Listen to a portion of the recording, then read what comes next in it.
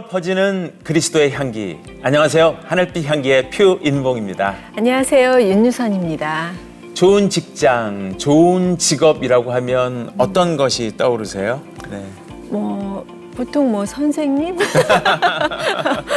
순수하시네요. 네. 아닌가요? 보통 이제 높은 연봉, 정년 보장, 대기업 정년 이런 보장. 단어가 떠오르지 않을까 싶은데요. 네. 예. 지금 우리가 살고 있는 이 세상에서는 그런 것들이 가치이고 또 쫓아가는 그런 대상이 아닌가 그런 생각이 듭니다. 네. 하지만 세상에서 추구하는 것만 쫓다 보면 정말 그런 고민이 이어지게 됩니다. 내 일을 통해서 하나님의 뜻을 이루어 나갈 수는 없을까? 일과 신앙의 균형을 어떻게 맞춰갈 수 있을까? 참 수많은 크리스천 직장인들, 기업가들이 가지고 있는 고민일 것 같아요. 네. 오늘 모실 분 또한 사람들이 부러워할 만한 그런 이력을 가지고 계십니다. 네. 대기업에서 연구원으로 오랫동안 근무를 하셨는데요. 하지만 이를 향한 하나님의 사명을 이루어 나가기 위해서 창업의 길을 걷고 있는 그런 분을 오늘 소개할까 합니다. 네. 치열한 비즈니스 세계 속에서 어떻게 하나님 자녀된 믿음으로 소신을 지키며 기업을 세워나가고 있는지 궁금한데요. 네. 코딩 교육 아카데미 D랩의 송영광 대표님을 모셨습니다.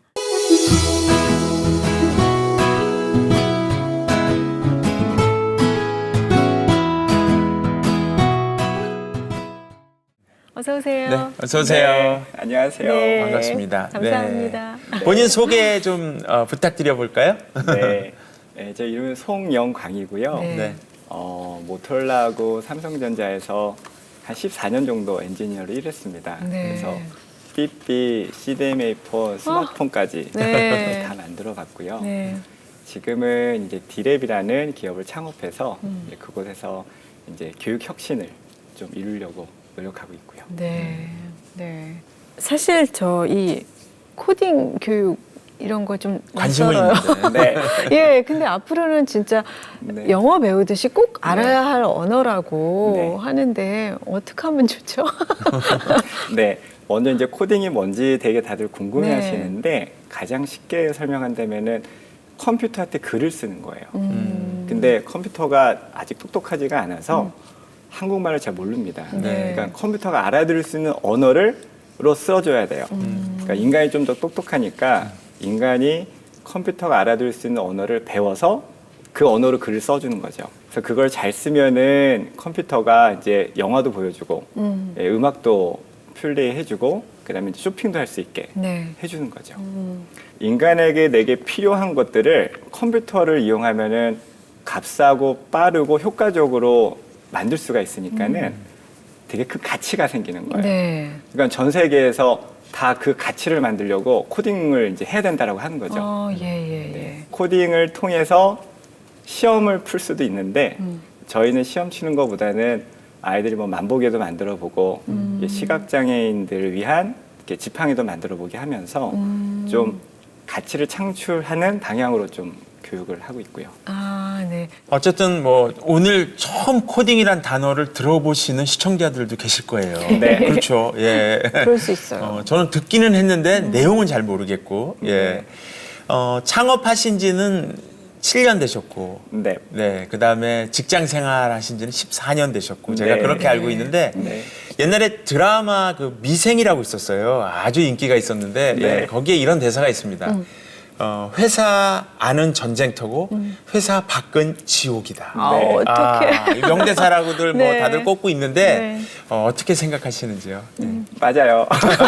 지역이에요. 어떻게 하면 좋아? 근데 다만 저는 후회한 적은 한 번도 없어요. 없어요. 네. 네. 네. 근데 이제 회사를 나왔을 때 어떤 느낌이었냐면은 이렇게 구름에 이렇게 있다가 네. 처음으로 발이 땅에 딱 닿는 느낌이었어요. 네. 그러니까 예를 들어서 뭐 중국 출장을 가면은 회사에 있을 때는 서류 하나만 그냥 밑에 층에다 주면은 비자를 다 만들어서 줬거든요. 그렇죠, 그렇죠. 예. 근데 회사를 나와 보니까 네. 중국 대사관을 가서 비자를 받아야 되더라고요. 네. 그런 거부터 해서 세금 계산서라는 게 있고 세금이라는 게 뭐고 왜 있는지 네. 그런 것들을 하나씩 알아가는 과정이 이렇게 처음으로 바닥에 발을 딛는 느낌이었고 네. 또 하나는 이렇게 큰 배에 있다가 네. 이렇게 뗏목 타게 된 느낌이었어요. 맞아요. 예. 그러니까는 회사에 있을 때는 큰 조직이니까 뭐 좀 바람이 불고 뭐 코로나 좀 해도 별로 못 느끼고 그러네요. 그냥 잘 가거든요. 네. 창업은 아주 작은 배를 하나 만드는 거라서 뭐 하나 상황이 바뀌면 이렇게 휘청휘청하고 오늘은 바람이 어디로 부는지 그다음에 비는 오늘 내리는지 되게 민감해지고 네. 세상 흐름에 대해서 굉장히 빨라지더라고요. 네. 공부를 많이 해야 돼요. 그러네요. 예. 근데 이렇게 그 튼튼한 큰 배 같은 대기업에서 네. 나오셔가지고 네. 창업을 하게 되기까지 과정을 좀 들어보고 싶은데요. 목회를 하려는 생각을 하셨었다고요. 네. 그 과정의 얘기를 좀 쭉 신학 해주세요. 공부도 하셨나 봐요, 그러면? 하려고 그랬었고요. 네. 제가 대학교 4학년 때 그 마틴 루이주스 목사님 이렇게 유명한 목사님이 이제 네. 목사와 설교와 설교자라는 책을 썼는데 그거를 보고 나는 설교자로 부름을 받았구나라고 그냥 감동이 있었어요. 네. 근데 그 책의 내용 중에 내적인 부르심과 교회의 승인, 인정 이 두 가지가 다 필요하다 그러더라고요. 사역자가 되기 위해서는. 네. 네. 그래서 저는 이제 내적인 부르심은 명확했는데 주변 사람한테 물어보니까 아닌 것 같대요. 그래가지고 어머, 왜요? 네, 제가 뭐 늦잠 잠도 많고 하니까 야, 너 새벽 예배 할 수 있겠니? 그런 것도 있고요. 그다음에 아직 제가 인격적으로 좀 성숙하지 못했던 것 같아요. 네. 날카롭기도 하고 그래서 아니구나 하고 다시 회사에 취직을 했죠. 네. 네. 그래서 회사에 다니시다가 창업을 하게 되기까지 하나님의 인도하시면 네, 어떻게 될까요? 네. 실은 저는 대학교 때 이렇게 선교단체에 있었는데 이렇게 세계관 운동을 굉장히 강조하는 곳이었어요. 그래서 주일 예배만이 예배가 아니라 우리가 세상에 사는 것, 그다음 일하는 것도 하나님께 드린 예배다라고 그런 걸 너무 잘 배웠어요. 책으로. 네, 책으로 그렇게 배워서 나도 이제 취직하면은 이렇게 브라더 로렌스의 뭐 하나님의 임재 연수 그래서 막 이렇게 접시 닦으면서 하나님 임재 막 그런 거 생각하면서 갔는데 예배는 무슨 안 돼요. 예배는 안 되고 그냥 막 짜증나고 화나고 막 갈등 생기고 막 그러더라고요. 네. 그래서 막 기도도 많이 하고 그래도 이게 안 되더라고요, 잘. 그래서 도대체 이 기업이라는 거는 왜 생겼고 어떤 곳이지라는 게 궁금했어요, 정말. 그래서 그거를 공부와 좀 보다 보니까 결국에는 이렇게 자본주의 꽃이 기업이라 그러더라고요. 그러니까 네. 이 자본주의라는 것의 토양을 알아야겠구나라는 생각이 들었고, 그래서 자본주의는 어떻게 생긴 걸까라고 좀 봤는데 심리학자 중에 그 에릭 프롬이라는 분이 계세요. 네, 네. 그분 책 중에 이렇게 사랑의 기술이라는 책이 있는데, 그러니까 연애의 기술이 아니라 네. 예, 어떻게 사람이 사랑을 할 수 있게 되는가에 대한 책인데 거기에 자본주의의 심리학적인 기초는 인간의 이기심이다라는 딱 그 두 문장이 있더라고요. 그걸 보고 그냥 깨달았어요. 이 자본주의라는 곳이 어떻게 보면 성경하고 안 맞은 부분도 상당히 있겠구나. 네, 그리고 네. 그 시스템의 정점에 있는 기업이라는 곳은 실은 인간의 이기심이 굉장히 폭발하는 것이고 경쟁이 있는 것이고 어떻게 보면 크리스찬이 힘든 건 당연하고 네. 예배가 드려지지 않는 건 당연하겠구나라는 게 그냥 깨달아졌어요. 그래서 그때부터 생각한 게 그러면 꼭 기업이 이런 형태여야 되는가? 다른 형태로는 세울 수 없을까에 대해서 계속 고민을 했고 그러면서 이제 보게 된 게 이제 브루도호프 같은 공동체, 거기 신앙 경제 공동체더라고요. 근데 너무 아름답게 잘 하고 있고 예수원 같은 이제 것도 좀 보게 되면서 네. 신앙과 경제를 좀 통합해서 어떤 이렇게 경제 생활, 좀 비즈니스를 해볼 수 없을까라는 고민들을 계속 했고요. 그러려고 하다 보니 이거는 기존 기업은 어렵고 난 이건 창업을 해야 되는구나라는 게 되게 명확해졌었어요. 네. 네. 그래서 지금 하고 계신 회사를 창업을 하게 되신 건가요? 네. 네. 직장 생활하실 때는 어떤 부서에 계셨어요? 휴대폰을 개발하는 사업부에 있었고요. 저희 회사가 전 세계 4등일 때부터 1등 할 때까지 있었어요. 네. 그래서 그 당시 그 회사에서도 가장 이제 터프한 빡센 사업부였고요. 그러네요. 힘든 사업부였고 네. 아침 한 8시부터 11시까지 일 많이 했고요.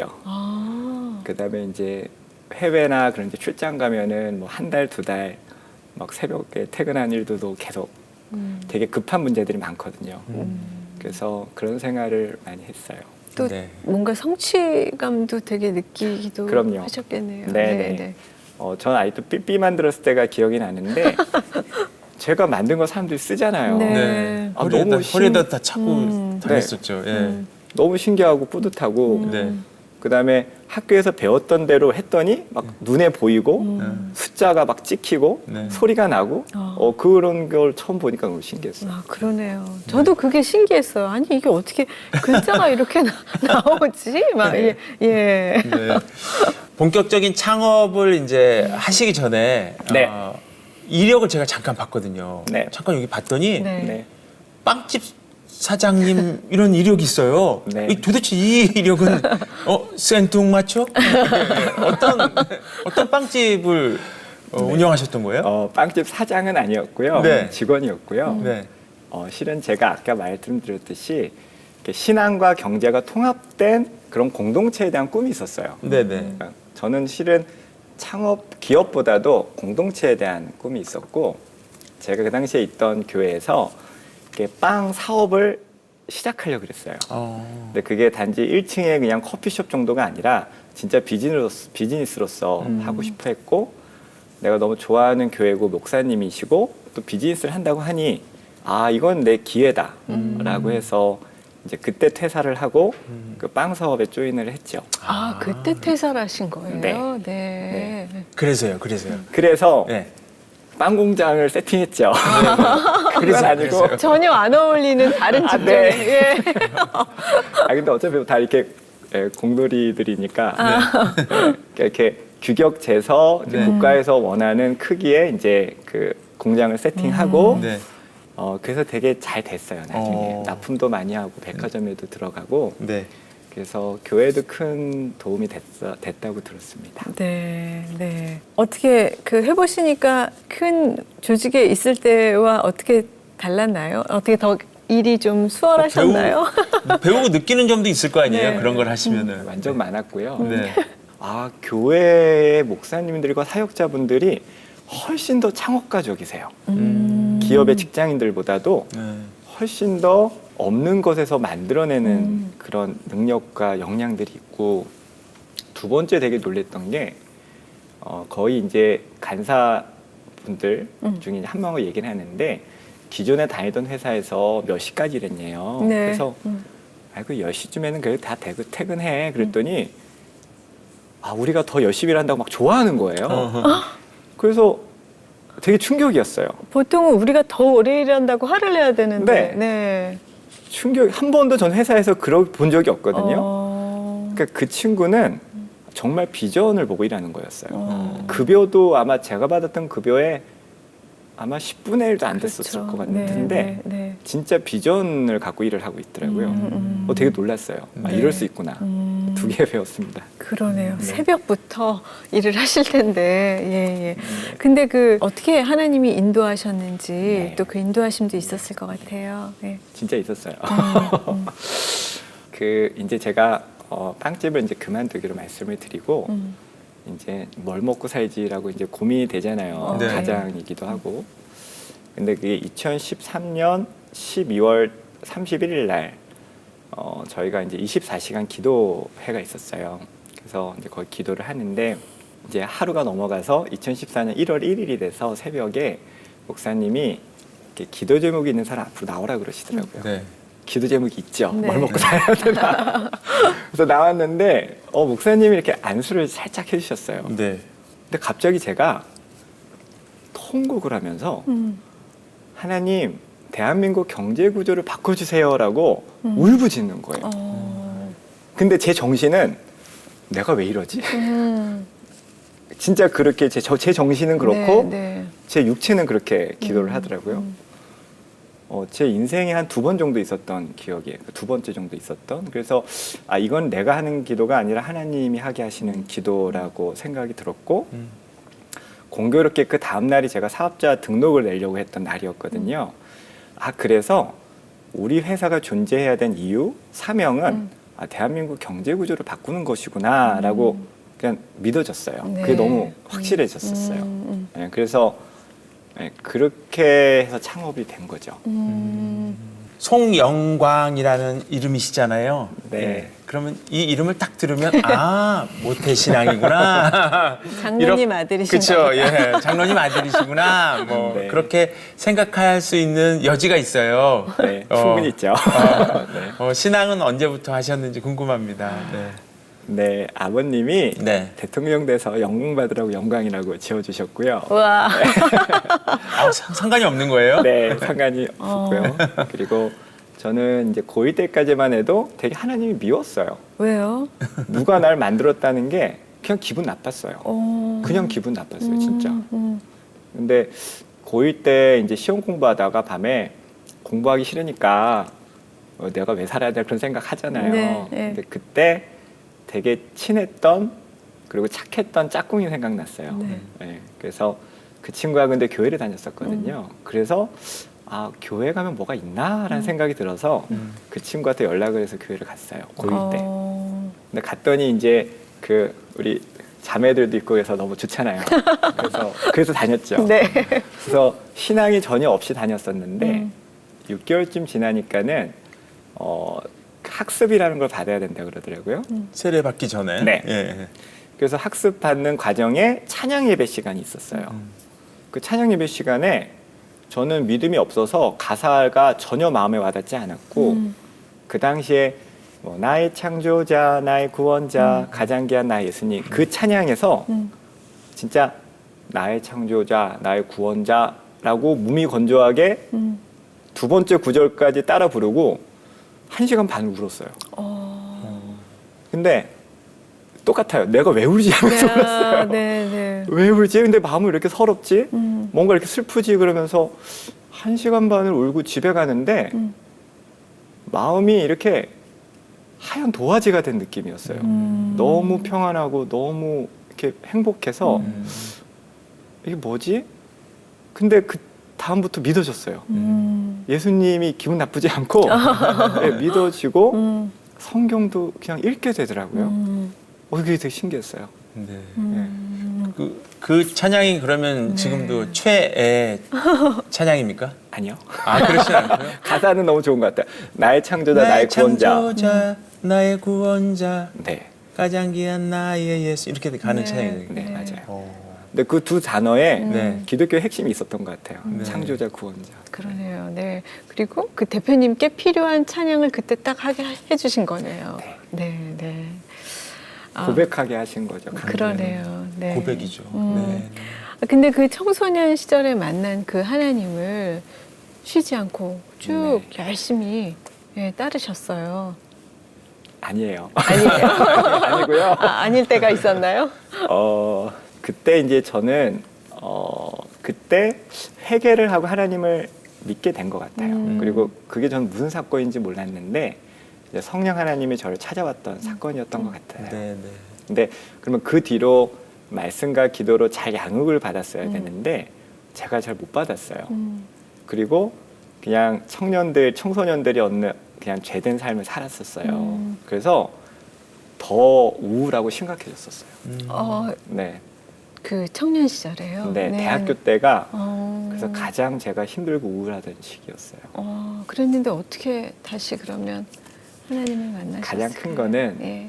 이렇게 아내를 만난 거죠. 아, 네. 네. 네. 믿음 있는 자매님이셨나 봐요. 네. 네. 실은 교회는 계속 다녔었고요. 네, 네. 근데 어떤 우울함, 정제감 그런 게 해결이 안 됐었어요. 근데 가장 큰 이슈는 이렇게 죄를 극복하지 못했던 게 가장 큰 문제였던 것 같아요. 근데 아내를 만나고 아내가 아내 얘기 하지 말라 그랬는데 제 얘기를 들어주는 유일한 여자였어요. 네, 그래서 이제 사귀게 됐고 그런 얘기들을 그냥 이렇게 되게 쉽고 평안하게 하면서 그러면서 제가 이렇게 회복이 점점 됐어요. 네. 네. 죄도 조금씩 끊어지고 네. 또 좋은 목사님들 교회를 만나면서 기도를 배우고 네. 기도를 배우면서 실은 되게 큰 영적 전쟁이었더라고요. 그런 걸 싸우는 법을 알게 되고 승리를 하고 하면서 조금씩 회복이 됐어요. 네. 네.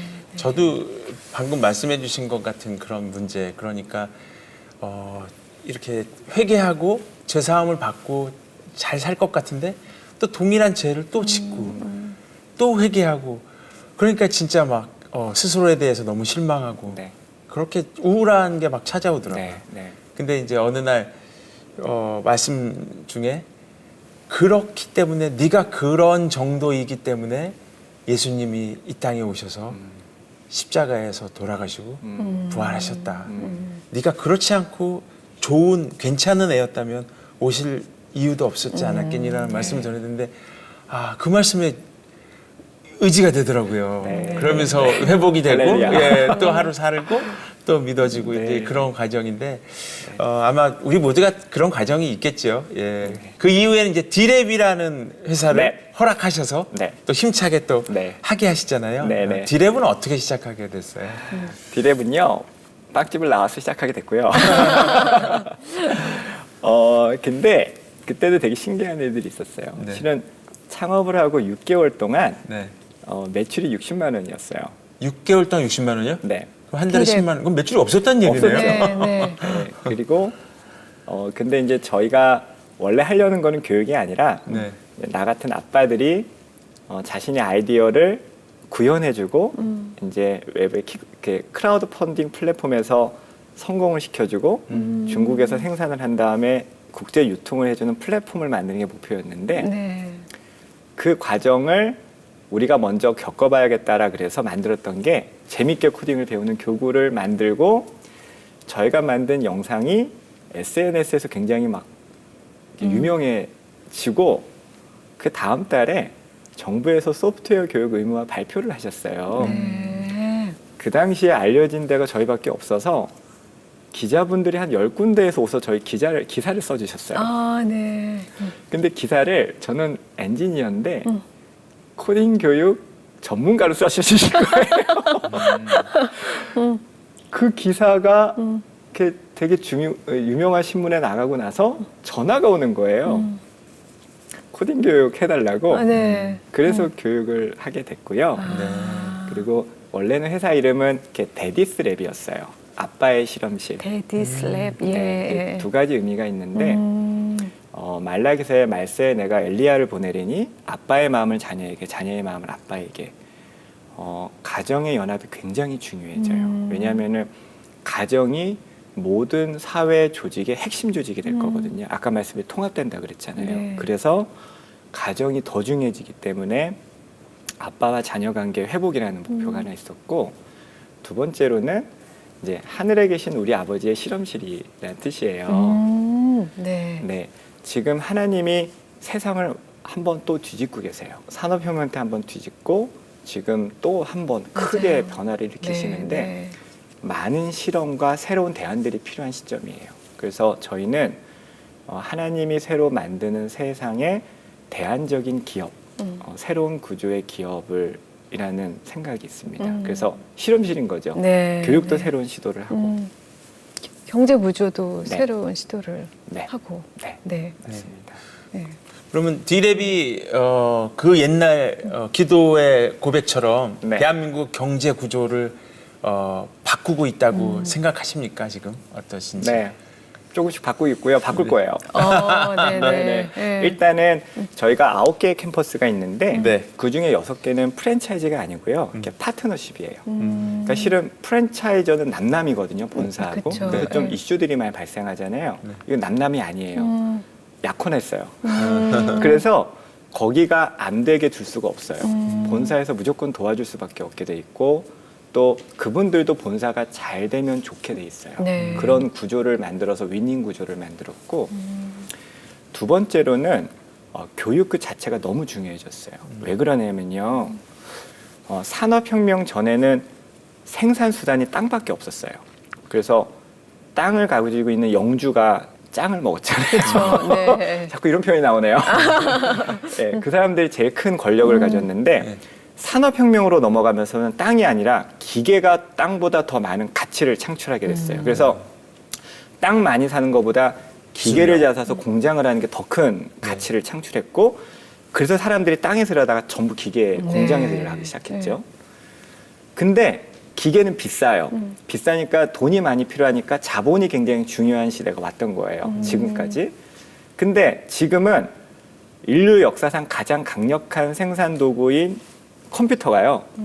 100만 원밖에 안 해요. 맞아요. 한 달 알바하면 누구나 살 수 있어요. 근데 그 알바로 그 노트북으로 앱을 하나 만들면 10년 만에 현대나 삼성보다 더 큰 회사가 실제로 만들어졌어요. 그럼 뭐냐면은 이젠 땅도 아니고요, 돈도 아니고요. 지식과 아이디어 그 자체가 훨씬 중요해졌어요. 근데 지식과 아이디어는 사람 머릿속에 있잖아요. 네. 그러니까 이젠 땅도 아니고요, 돈도 아니고요. 사람 그 자체예요. 사람을 키워야 돼요. 그러면 그 사람이 돈이 없고 땅이 없어도 기업을 일굴 수 있게 돼 있어요. 벌써 이렇게 유튜브 같은 것만 해도 그 라이언의 토이리브라는 사이트는 2018년 기준으로 300억을 벌었대요. 네. 엄마랑 아이랑 만드는 거거든요. 그러니까는 새로운 아이디어와 어떤 개성만 잘 표현해도 기업을 세울 수 있는 시대로 가고 있어요. 그러네요. 네. 진짜 이런 복잡한 시대에 기업의 리더로서 네. 네, 생활을 하시면서 그 회사에 있을 때는 뭐 사장님 결제 받으면 되는 거지만 네. 지금은 하나님한테 결제를 받으시나요? 어떻게 좀 더 하나님을 많이 의지하게 더 되실 것 같은데 뭔가 하나님이 도와주셨다, 함께 하셨다 하는 그런 경험이 더 많이 있지 않을까요? 네. 네. 일단 제정신으로 못 살 것 같고요. 진짜로 그러니까 스트레스가 되게 많고 네. 너무 불확실하니까 정말 기도하게 되고요. 굉장히 놀라웠던 일들이 많은데 근데 하나님은 이스라엘 백성이 출애굽해서 바로 가나안 가지 않잖아요. 네. 굉장히 많은 연단과 훈련 주시잖아요. 맞아요. 예. 근데 성경 보니까 거의 대부분이더라고요. 네, 네. 예, 그거 없이 잘 된 사람은 이삭 정도밖에 없는 것 같아요. 네. 대부분은 많은 시험과 연단을 거치게 하시는데 저희가 실은 이제 점점 잘 되면서 되게 좋은 그 벤처 캐피탈한테 투자를 받게 된 일이 있었어요. 네. 그래서 너무 그분들도 저희를 좋게 생각해 주셔서 투자하겠습니다. 그리고 평판도 너무 좋은 회사였고 그리고 해서 이제 3일 뒤에 계약서에 날인을 하기로 했었는데 어떤 계기로 과연 이걸 하나님이 기뻐하실까라는 질문이 들었어요. 왜 그러냐면은 저희 회사가 그냥 잘 되고 돈을 잘 버는 회사로 부르시지 않았거든요. 그게 목적이 아니라 경제 구조를 바꾸는 게 목표인데 그럼 큰 자본을 받으면 우리가 원하는 경제 구조를 만들 수 있을까가 의문이 들었어요. 그래서 저희 직원한테 물어봤어요. 투자 안 받으면 어떻겠니? 그랬더니 아마 다 뛰쳐나갈걸요 그러는 거예요. 왜냐면은 이제 투자 받는다, 너희 급여도 올려줄게 막 그렇게 장밋빛을 내게 얘기해 줬는데 네. 안 한다 그러면 이제 다 실망하고 나갈 거라 그래서 정말 마음이 좀 이렇게 근심이 돼서 이렇게 기도를 하는데 사람의 생명이 그 소유의 넉넉함에 있지 않다라는 말씀을 주셨어요.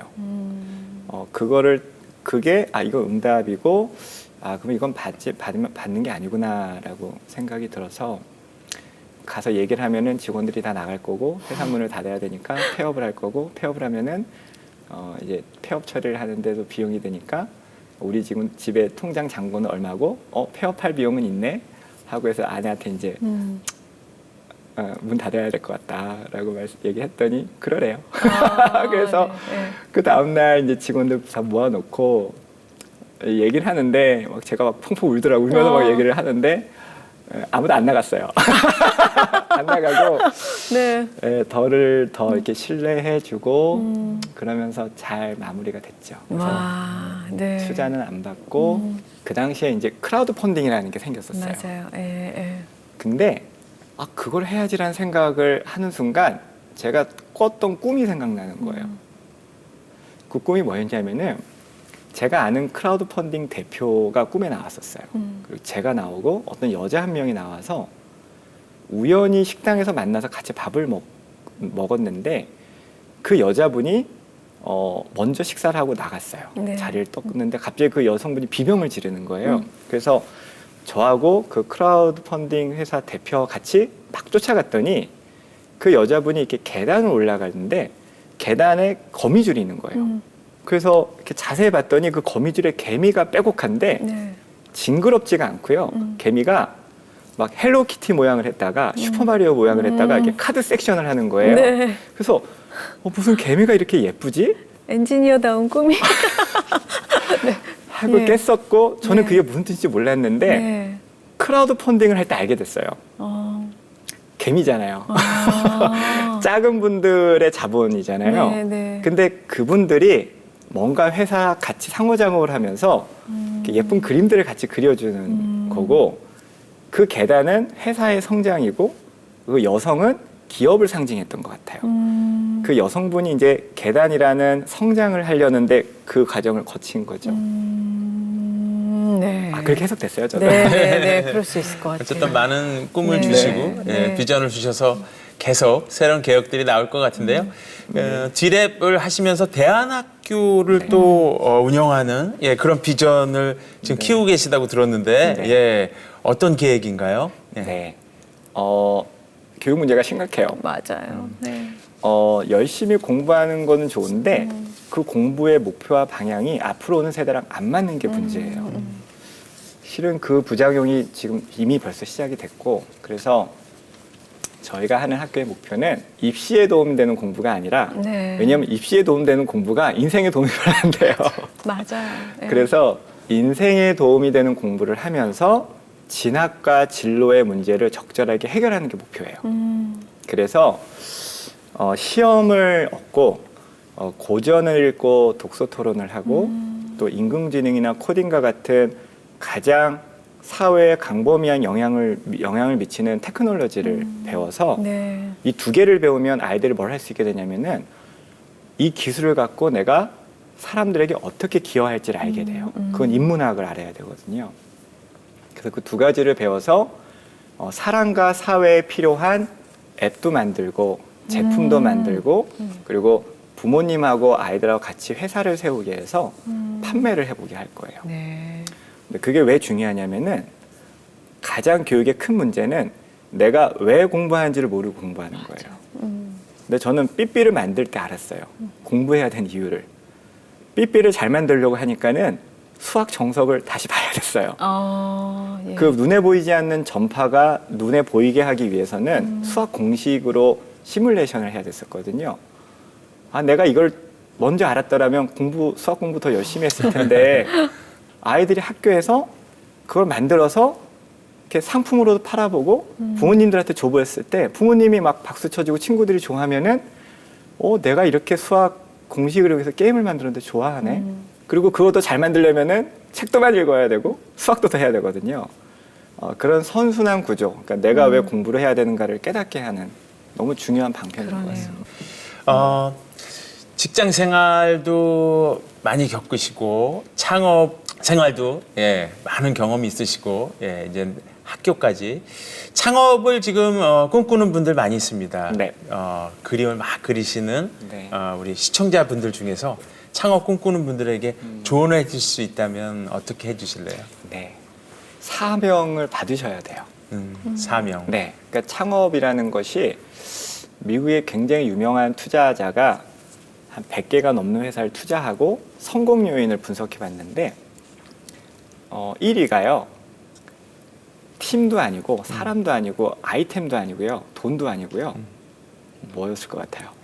타이밍이었어요. 타이밍. 네. 그건 운이잖아요. 네, 네. 그래서 한자 성어의 운칠기삼이 맞는 거예요? 맞아요. 타이밍이네요. 네. 네.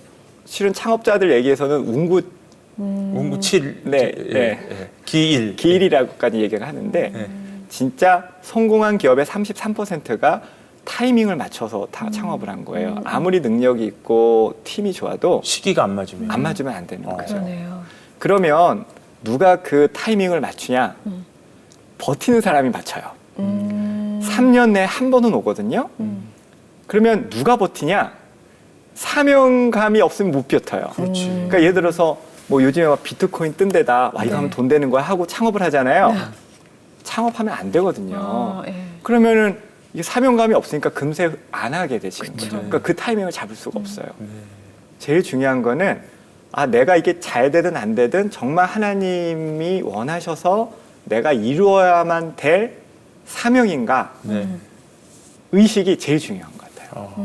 그리고 놀랍게 해외 창업 회사들이나 그런 걸 보면은 걔네들은 처음 묻는 게 너희의 미션이 뭐냐를 꼭 물어보더라고요. 근데 그게 기독교 기업이어서 물어보는 게 아니라 그냥 일반 기업에서 창업자들에게 제일 먼저 물어보는 게 너 사명이 뭐냐, 너희가 해결하는 문제가 뭐냐를 꼭 물어봐요. 네. 그래서 정말 쟤네들이 저걸 해결하고 싶어 한 친구들인지를 제일 물어봐요. 그게 보편적이에요. 미국에서는. 네. 되게 놀랐어요. 이해가 네. 돼요. 네. 그렇구나.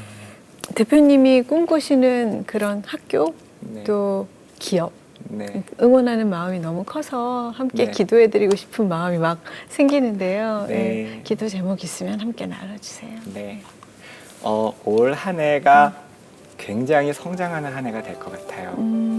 그러면 그 뜻은 일이 많다는 거거든요. 네. 그래서 저와 저희 임직원들이 한 마음과 한 뜻이 됐으면 좋겠어요.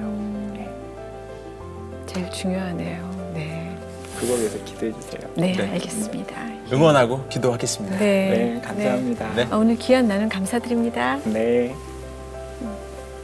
오늘 이런저런 얘기를 많이 들었습니다. 네. 또 앞으로 다가올 미래의 세계, 미래의 기업들에 대한 얘기도 들었고요.